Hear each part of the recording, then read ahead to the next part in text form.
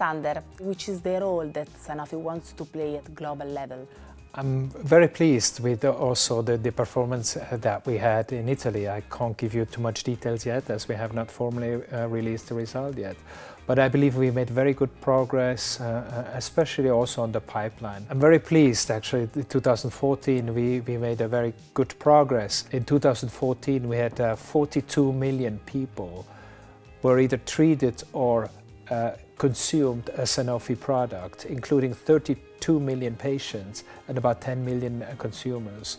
So this is a very big number, 42 million, that is the size of Spain, just to give you an example, that have benefited from one of our products in 2014. You mentioned the pipeline, and actually Sanofi is in a full pipeline momentum. Which are the therapeutic solutions that are to come in the coming years? I would say that Sanofi's pipeline is in as good shape as it hasn't been for many, many years. Sanofi is really transforming from what I would say a traditional pharmaceutical company into a really biotech company.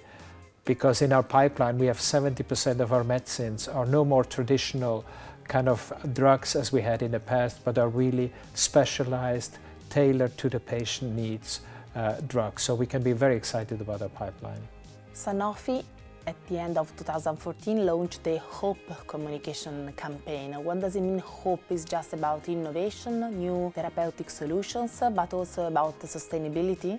I think one of the hallmarks of Sanofi culture is that we are sustainability, or doing the right thing for patients. It's something that's rooted very deeply in Sanofi's culture. So I think hope for us is really a driver for all of us individually to do everything, every day what's right, to try to challenge new boundaries, and at the end to really make a difference for patients. Alex, since 1st October 2014 you have been the new General Manager for Italy. So now, after 5 months, which is your opinion on Italy and on our healthcare national system? Yeah, so that has been a journey, a very interesting journey. I think the Italian government realizes that the pharmaceutical industry as a whole can really be a strategic partner to really move the country forward, to create more jobs, more exports, more value for the Italian economy in general. And this is something that I didn't expect to this extent. Last year in November at the Sole 24 Ore, you were just arrived and you said that the pharma system needs to go beyond the drugs towards integrated solutions, diversified solutions and technologically advanced solutions. So is this your manifesto for Italy under your guidance? The patient is much more empowered and in charge of his own disease as he has been, I think, in the past. And for us, we need to try to build on this technology and try to find what role can we play to make sure there's better information available for patients. There are better tools available, for example, for patient to manage its disease. For us as an organization, we have to think of what role can we play. And it's much more about just providing the medicine. We can provide solutions.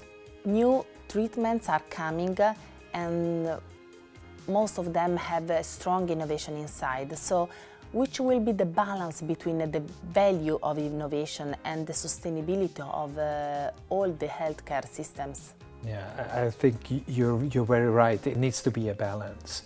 From my standpoint, is we need to make sure that we have room for innovation in Italy, and medicines come to it quickly and as unbureaucratic as possible.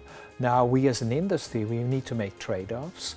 My personal view is, for example, I'm happy to give up some of the prices or to give back to some of the system on our older products, but that needs to make room then for new products to come in.